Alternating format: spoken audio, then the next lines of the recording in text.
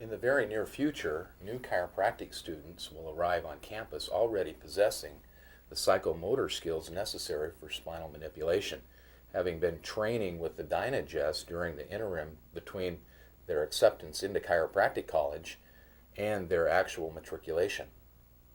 It's so important, as we know, that we use our hands every day in every adjustment, and the patient needs to feel that relaxed, quick impulse. They don't want you to take them to tension, hold it forever, and then just sit there where their muscles kind of start to spasm. So what I like about this is it actually has taught me, since I am a smaller female, speed is everything. Speed and direction. This has taught me how to just go in and use resistant training, get my speed, get my psychomotor skills to where they need to be so I can be doing a proper adjustment. So because the spring actually offers you some resistance in your exercises, Exactly. you can start with a light spring. Let's say you're practicing your cervical adjustments. You start with a very light spring until you're quite good at delivering that thrust. And then you can actually move up. Move up to a heavier spring. You can even hold your indifferent hand as though you were holding a person's head with a piece of exercise tubing to And the actually table. get that Right. kind of resistant training with the opposite hand to actually simulate what a real adjustment would be. So you're actually developing your muscles and your nervous system. You're training your nervous system to react when you tell it to do exactly what you want it to do in one burst. Exactly. And you're training your muscles at the same time. Because let's face it, it's not a very natural act to do what we do. No. People off the street can't do quick bursts of speed. I mean, where else does that come into play? Except for practice. Yeah. And that's what is great So, about this. yeah. You can practice as much or as little as you want.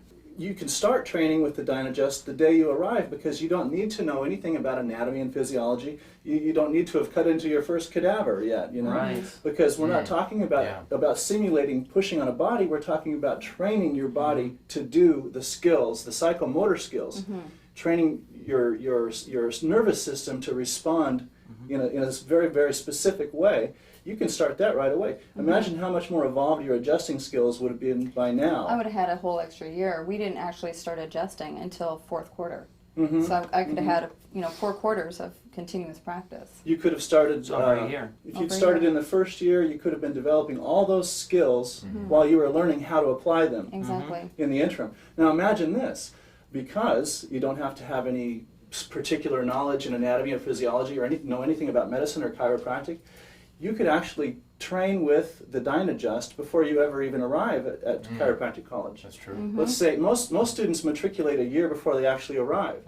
They could come to the school, they could receive a unit, go through a brief training session, given a workbook and a videotape, and in that interim, that 9 to 12 month interim between being accepted to a college and actual matriculation, they can be training their bodies. Now imagine what it would be like if you'd started 2 years prior to your actual adjusting class.